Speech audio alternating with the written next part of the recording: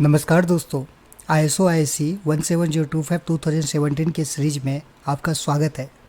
अभी तक हमने क्लोज 6 तक के सारे रिक्वायरमेंट को डिस्कस कर चुके हैं, तो तकरीबन आधा स्टैंडर्ड हम लोगों ने अभी तक समझ लिया है और आगे हम लोग 7 नंबर क्लोज में प्रोसेस रिक्वायरमेंट को जानेंगे। प्रोसेस रिक्वायरमेंट में टोटल 11 सब क्लोजेज है, जिसमें फर्स्ट नंबर पे है review of request, tenders and contracts. तो आइए इस वीडियो में हम लोग 7.1 सब क्लोज को डिस्कस करें। रिक्वेस्ट क्या होता है? Asking for something.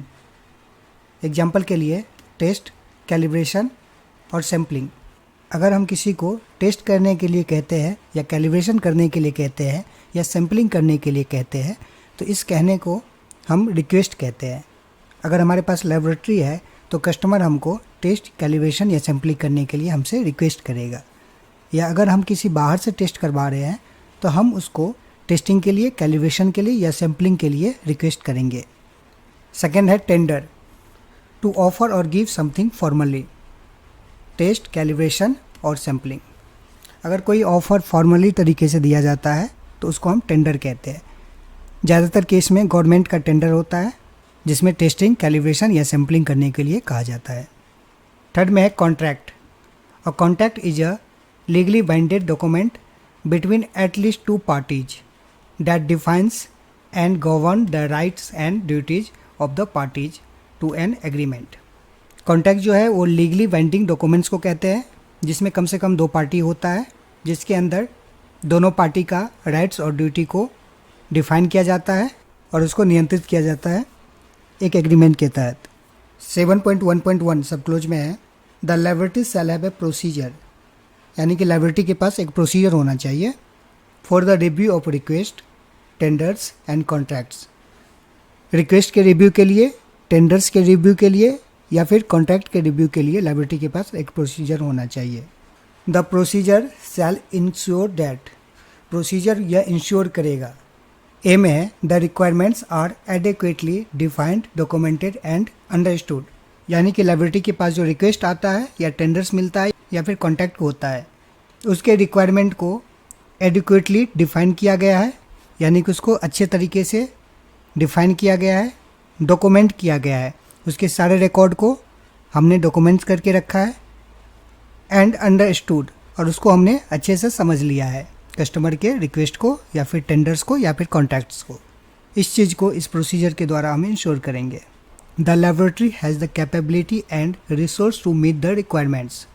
प्रोसीजर ये भी इंश्योर करेगी कि जो भी लेबोरेटरी के पास रिक्वेस्ट, टेंडर्स या कॉन्ट्रैक्ट आए, उसके अंदर के टेस्ट को, कैलिब्रेशन को या फिर सैम्पलिंग को परफॉर्म करने के लिए लेबोरेटरी के पास कैपेबिलिटी होनी चाहिए और लेबोरेटरी के पास रिसोर्स होना चाहिए, जिससे कि उसके रिक्वायरमेंट को मीट किया जा सके।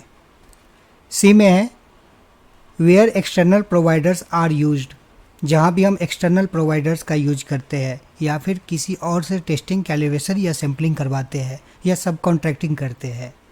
The requirements of 6.6 are applied, उस जगह पे 6.6 का जो रिक्वायरमेंट था external provider product and services, उसको अप्लाई किया जाता है।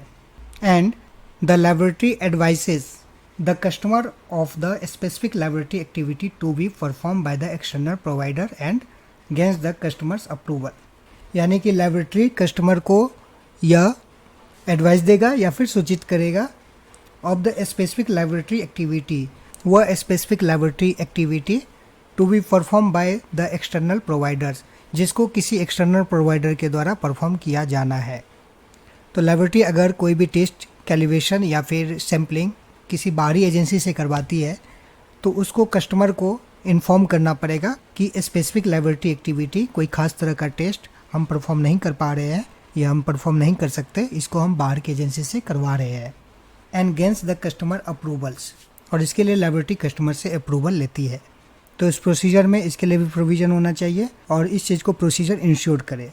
Note 1, it is recognised that externally provided laboratory activity can occur when, यह माना जाता है कि एक्सटर्नली प्रोवाइडेड लेबोरेटरी एक्टिविटी हम उस वक्त कर सकते हैं जब, first point, the laboratory has the resource and competence to perform the activities, laboratory के पास रिसोर्स है और उस काम को करने की कॉम्पिटेंसी भी है।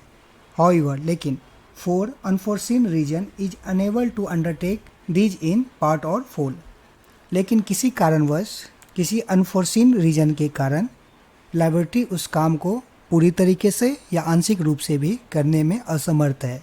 उस टाइम में लैबोरेटरी किसी बाहरी एजेंसी से उस काम को करवा के अपने कस्टमर को दे सकती है। Second point, the laboratory does not have the resource और competence to perform the activity. दूसरा केस ऐसा हो सकता है जिसमें लैबोरेटरी के पास उस टेस्ट को, उस कैलिब्रेशन को या फिर उस सैम्पलिंग को करने का रिसोर्स नहीं है और कॉम्पिटेंसी नहीं है। तो उस कंडीशन में लैबोरेटरी थर्ड पार्टी से यह काम करवा के अपने कस्टमर को दे सकती है। ऐसा ISO IEC 17025 2017 के अंदर लिखा गया है। डी में है, द अप्रोप्रिएट मेथड्स और procedures are selected and are capable of meeting the customers requirements.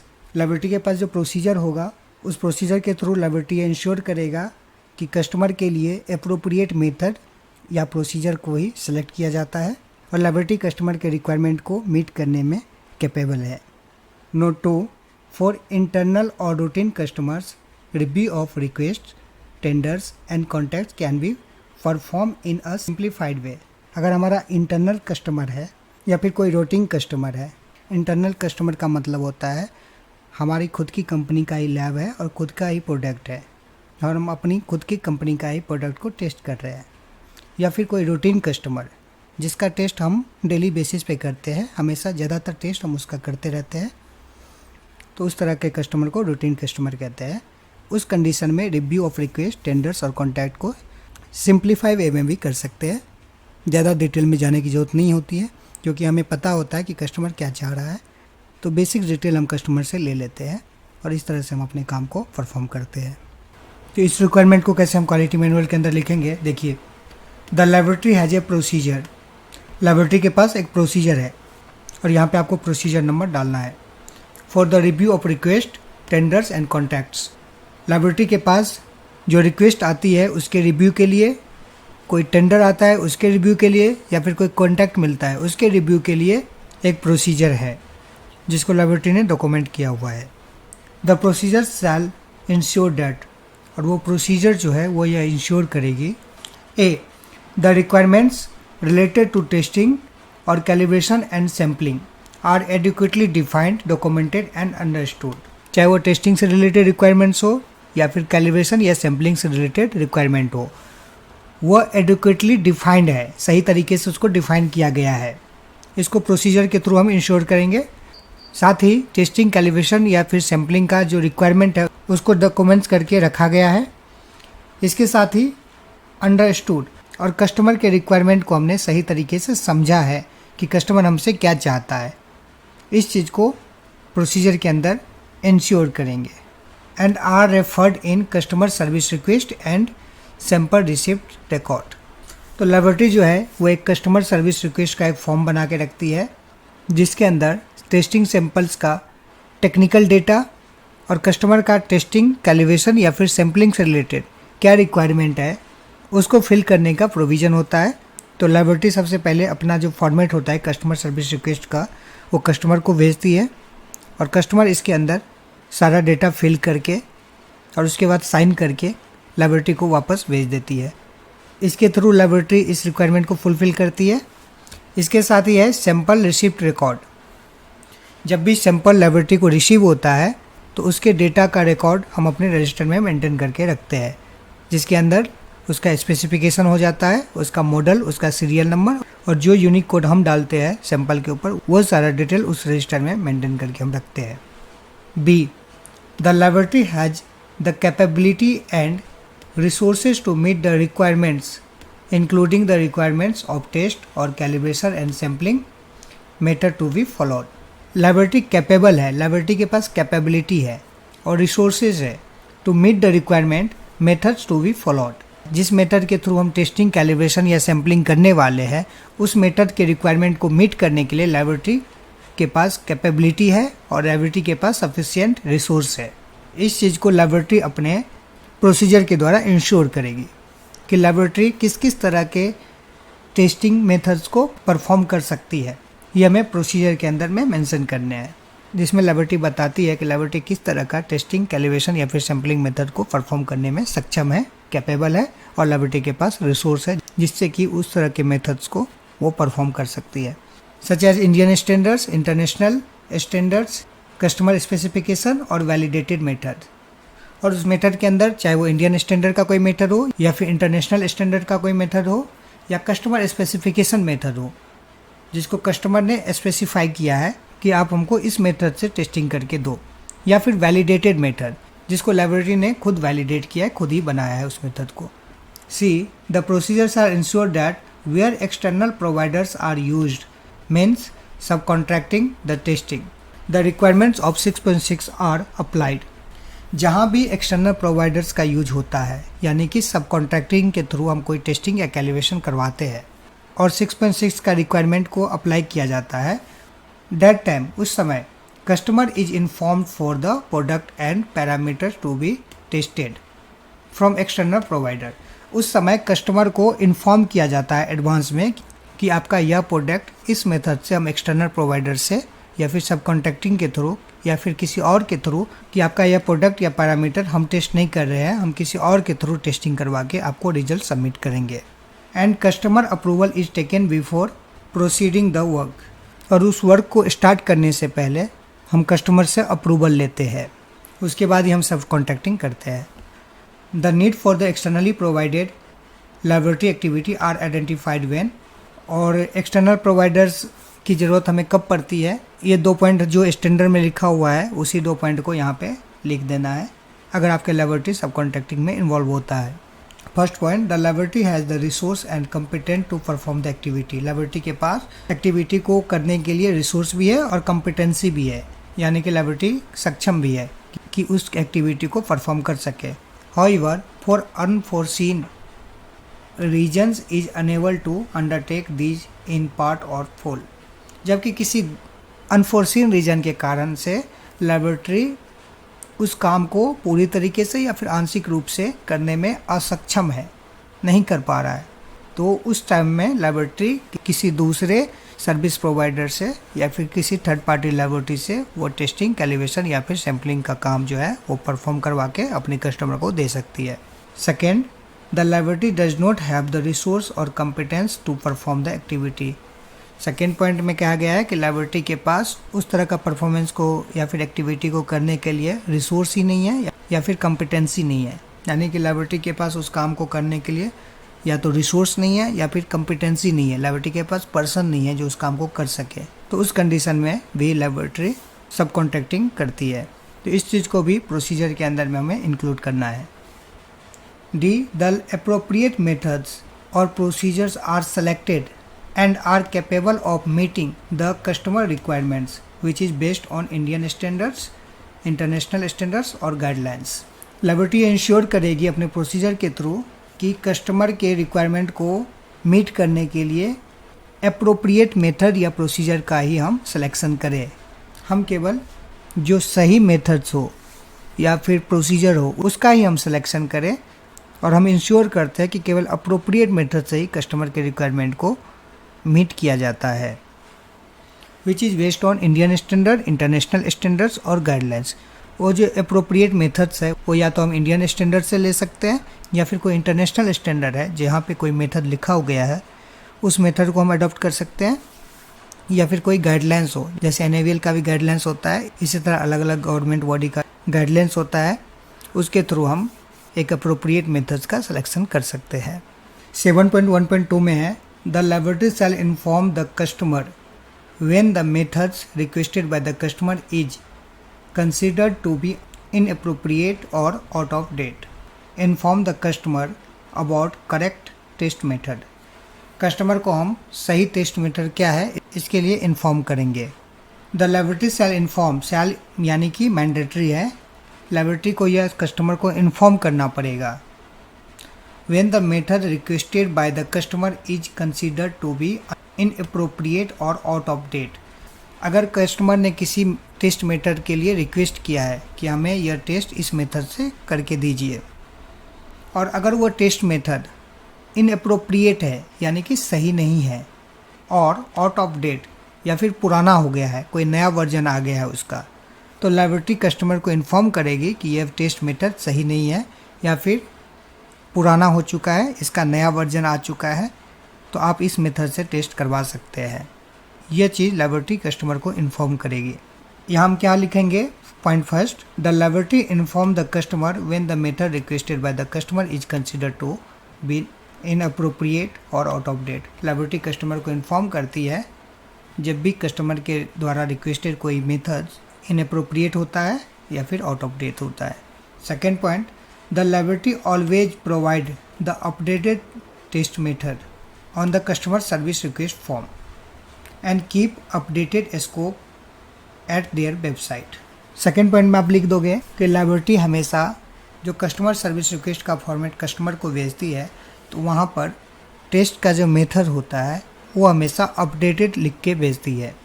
And keep updated scope at their website. इसी के साथ लैबोरेटरी अपने वेबसाइट पे अपडेटेड टेस्ट मेथड्स या स्कोप ही शो करती है, जिससे कि कस्टमर को इन्फॉर्मेशन मिल सके। 7.1.3 when the customer request a statement of conformity to a specification or standard for the test or calibration.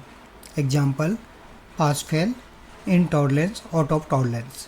The specification or standard and the decision rule shall be clearly defined unless inherent in the requested specification or standard. The decision rule selected shall be communicated to and agreed with the customer. Note, for the further guidelines on statement of conformity, see ISO IEC Guide 98-4। अगर आप statement of conformity को ज़्यादा detail में जानना चाहते हैं तो ISO IEC Guide 98-4 पढ़ सकते हैं। रिक्वायरमेंट को समझते हैं। जब भी कस्टमर लैबोरेटरी को स्टेटमेंट ऑफ कन्फर्मिटी के लिए रिक्वेस्ट करता है टू अ स्पेसिफिकेशन और स्टैंडर्ड फॉर टेस्ट और कैलिब्रेशन, और कस्टमर जो है वो कोई स्पेसिफिकेशन या स्टैंडर्ड के अनुरूप स्टेटमेंट ऑफ कन्फर्मिटी का रिक्वेस्ट करता है किसी भी टेस्ट या फिर कैलिब्रेशन के बाद, द स्पेसिफिकेशन और standards and the decision rule shall be clearly defined. तो लैबोरेटरी जो है वो स्पेसिफिकेशन या फिर स्टैंडर्ड या फिर जो भी डिसीजन रूल लैबोरेटरी ले रही है उसको लैबोरेटरी क्लियरली डिफाइन करेगी, स्पष्ट रूप से कस्टमर को बताएगी। स्टेटमेंट ऑफ कन्फर्मिटी का क्या मीनिंग है? एग्जांपल देखते हैं, पास फेल। कस्टमर का जो सैंपल है उसका रिजल्ट क्या है, पास है या फिर फेल है, या फिर इसको इस तरीके से भी बता सकते हैं, इन टॉलरेंस और आउट ऑफ टॉलरेंस। जो भी टॉलरेंस निर्धारित किया गया है, चाहे वो टेस्ट मेथड में या फिर कस्टमर की तरफ से, उस टॉलरेंस के अंदर में उसका रिजल्ट है या फिर उस टॉलरेंस के बाहर रिजल्ट है, यानी कि फेल है। तो लैबोरेटरी को जब भी कस्टमर की तरफ से स्टेटमेंट ऑफ कन्फर्मिटी का रिक्वेस्ट आएगा तो लैबोरेटरी स्टेटमेंट ऑफ कन्फर्मिटी जो है किसी स्पेसिफिकेशन या स्टैंडर्ड के अनुरूप देगी, और जो स्पेसिफिकेशन, स्टैंडर्ड या फिर डिसीजन रूल होगा उसको जो है क्लियरली डिफाइन करना पड़ेगा। Unless inherent in the requested specification और standard, the decision rule selected shall be communicated to and agreed with the customer. अगर किसी खास स्पेसिफिकेशन या स्टैंडर्ड के बेसिस पे अगर हम स्टेटमेंट ऑफ कन्फर्मिटी कस्टमर को दे रहे हैं तो ठीक है। इसके अलावा अगर कोई हम डिसीजन रूल ले रहे हैं तो उसका जो सिलेक्शन है उसको सेलेक्ट किया जाएगा communicated to and agreed with the customer. Customer से बात करते हुए या कस्टमर को एग्री होने के बाद ही हम अपने तरफ से एक डिसीजन रूल ले सकते हैं। डेफिनेशन देखते हैं स्टेटमेंट ऑफ कन्फर्मिटी का क्या होता है। A statement of conformity is an expression, एक ऐसा एक्सप्रेशन है that clearly describe the state of compliance to a specification, standard or requirement।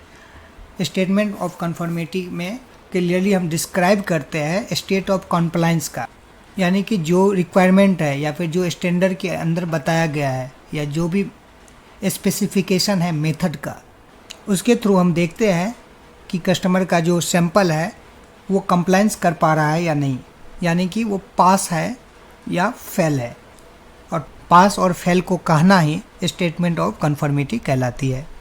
Decision rule क्या होता है? Rule that describe how measurement uncertainty is accounted for when स्टेटिंग conformity with a specified requirement. Decision rule हमें बताता है specified requirement के साथ अगर हम स्टेटिंग कंफर्मिटी या फिर स्टेटमेंट ऑफ कंफर्मिटी में how measurement uncertainty is accounted, कैसे हम मेजरमेंट अनसर्टेनिटी को अकाउंट करते हैं या फिर कंसीडर करते हैं। सिंपल वर्ड्स में समझे तो हम जब भी स्टेटमेंट ऑफ कंफर्मिटी देते हैं कस्टमर को, उस स्टेटमेंट ऑफ कंफर्मिटी के अंदर एमयू कैसे हम अकाउंट करते हैं, एमयू का कंसीडर हम कैसे करते हैं, एमयू हम किस तरह से लेते हैं, कितना लेते हैं, डिसीजन रूल उसी को डिस्क्राइब करती है। थर्ड पॉइंट है मेजरमेंट अनसर्टेनिटी। मेजरमेंट अनसर्टेनिटी क्या है? Uncertainty of measurement is the dot that exist about the result of any measurement.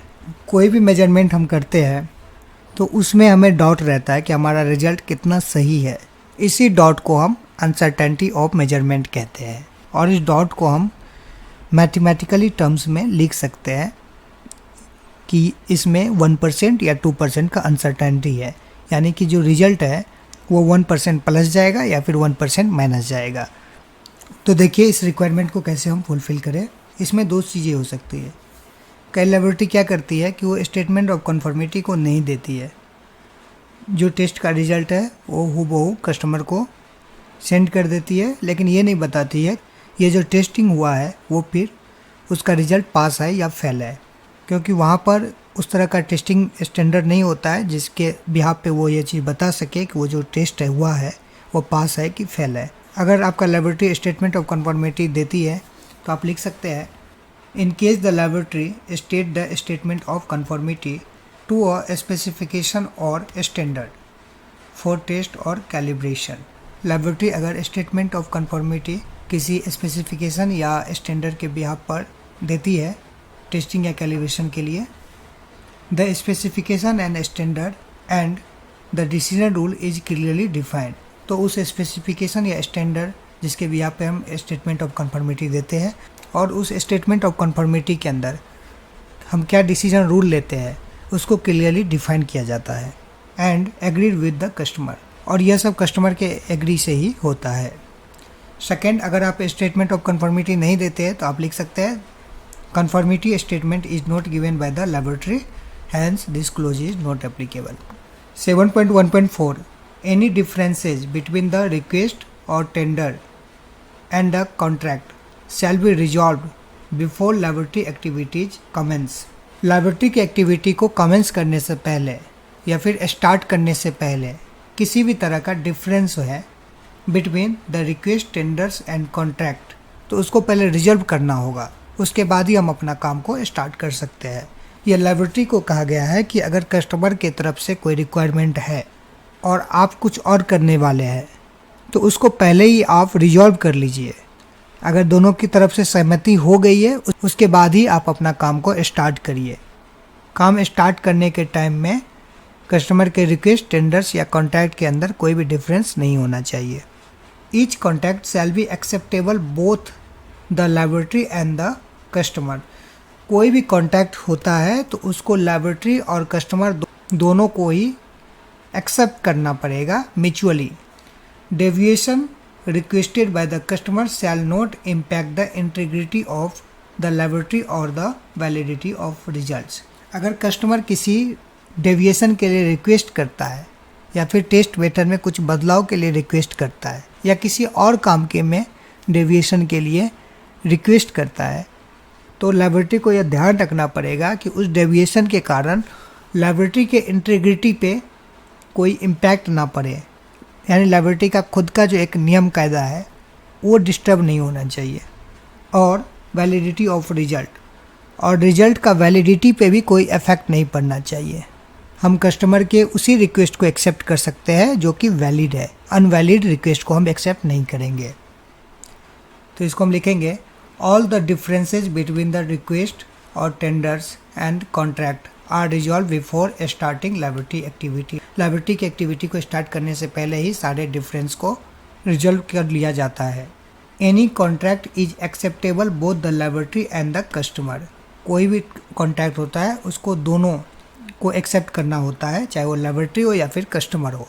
और उस कॉन्टैक्ट पे दोनों का सिग्नेचर होता है। Third point, any significant change are accepted through customer service request form only.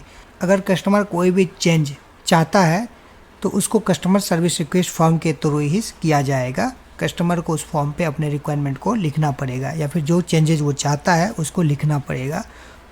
और लायबिलिटी ये इंश्योर करेगी deviation requested by the customer do not impact the integrity of the liability and the validity of result, कि उस deviation के कारण liability के integrity या फिर रिजल्ट के वैलिडिटी पे कोई इफेक्ट ना पड़े।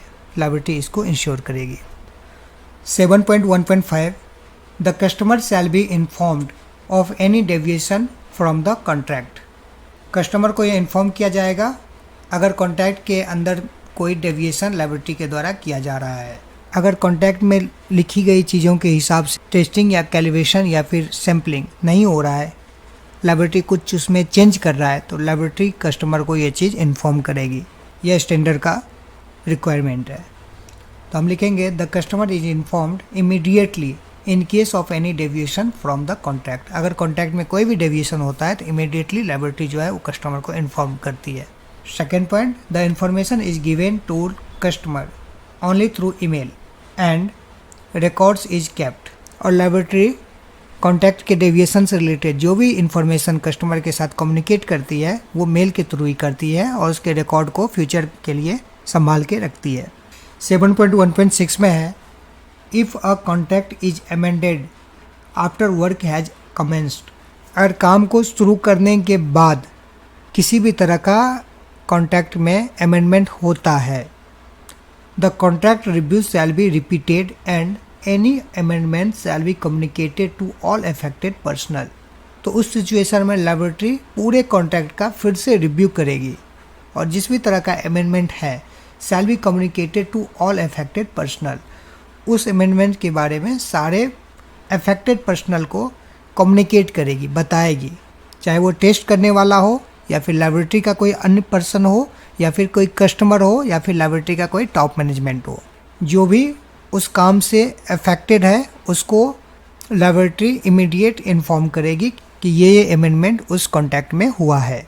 इसको लिखेंगे, if the contract is amended और changed after work has commenced the review of contract is done as above. जैसे कि 7.1.1 में रिव्यू ऑफ कॉन्ट्रैक्ट को किया जाता है, ठीक वैसा ही रिव्यू ऑफ कॉन्ट्रैक्ट में कोई अमेंडमेंट होने के बाद भी किया जाएगा। And the same route is followed as initial approval. और फिर से उस अमेंडमेंट्स को अप्रूव किया जाएगा। Details of amendments are communicated to all affected personnel and records are kept. और उस अमेंडमेंट्स का डिटेल को सारे अफेक्टेड पर्सनल को कम्युनिकेट किया जाएगा और उस रिकॉर्ड को हम फ्यूचर के लिए रिटेन करके रखते हैं। 7.1.7 में है, the liability shall cooperate with customers और their representative in clarifying the customer's request and in monitoring the liability performance in relation to the work performed। Liability जो है वो कस्टमर के साथ कोऑपरेट करेगी और देयर रिप्रेजेंटेटिव और उसके रिप्रेजेंटेटिव के साथ भी कोऑपरेट करेगी in clarifying the customers request and in monitoring the liability performance in relation to the work perform. Customer के रिक्वेस्ट को क्लैरिफाई करने के लिए कि कस्टमर क्या चाहता है and in monitoring the liability performance और लायबिलिटी के परफॉर्मेंस को मॉनिटरिंग करने के लिए in relation to the work perform. Liability जब कस्टमर के वर्क को परफॉर्म कर रही होती है तब। सच कोऑपरेशन कैन इंक्लूड, और उस कोऑपरेशन में क्या इंक्लूड हो सकता है उसको देखते हैं। A, providing reasonable access to relevant areas of the liability to witness customer specific liability activities. B, preparation, packaging and dispatch of items needed by customer for verification purposes। उस cooperation में liability एक reasonable access दे सकती है customer को to relevant areas of liability to witness. Customer अगर witness करना चाह रहा है तो कस्टमर से रिलेटेड टेस्ट, कैलिब्रेशन या फिर सैम्पलिंग जहाँ हो रहा है उससे रिलेटेड एरिया में कस्टमर को रीजनेबल एक्सेस लायबिलिटी के द्वारा दिया जा सकता है। यानी लायबिलिटी कस्टमर को अलाउ कर सकता है कि वो आके आपका जो टेस्ट हो रहा है उसको आप देख लीजिए। B, preparation, packaging and dispatch of items needed by the customer for verification purpose. और कस्टमर अगर सैंपल का प्रिपरेशन, पैकेजिंग या फिर डिस्पैच को देखना चाह रहा है वेरिफिकेशन के पर्सपेक्टिव से तो कस्टमर वो भी कर सकता है, इसके लिए लैबोरेटरी कोऑपरेट करेगी। तो इसको हम ऐसे लिखेंगे, laboratory cooperate with the customers और देयर रिप्रेजेंटेटिव। लैबोरेटरी कस्टमर और उसके रिप्रेजेंटेटिव को कोऑपरेट करती है in clarifying the customer request and in monitoring the laboratory performance in relation to the work perform.